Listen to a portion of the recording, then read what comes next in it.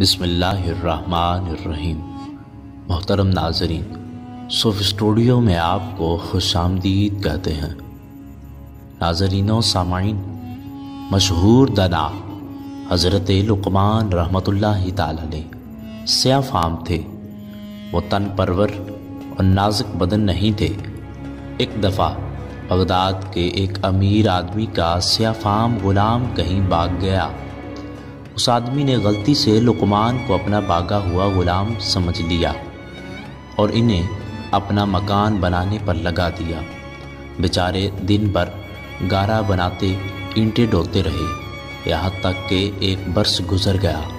وہ مکان بن کر تیار ہو گیا۔ اتفاق سے انہی دنوں میں امیر آدمی کا بھاگا ہوا غلام بھی واپس آ گیا۔ وہ سخت شرمندہ ہوا اور حضرت لقمان کے پاؤں پکڑ کر معافی مانگنے لگا اور کہنے لگا کہ مجھے معاف کر دیجئے، مجھے معاف کر دیجئے۔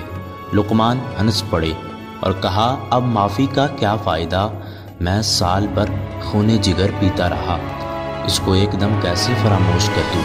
لیکن خیر، تمہیں معاف کرتا ہوں کیونکہ تمہیں کوئی فائدہ پہنچا ہے اور مجھے کوئی نقصان نہیں پہنچا۔ میرا بھی ایک غلام ہے، بعض اوقات اس سے سخت کام لیتا ہوں، آئندہ میں اسے کبھی نہ ستاؤں گا کیونکہ مجھے بھی سبق حاصل ہوا ہے۔ مجھے سال بھر کی یہ مٹی اٹھانے کی مشقت ہمیشہ یاد رہے گی۔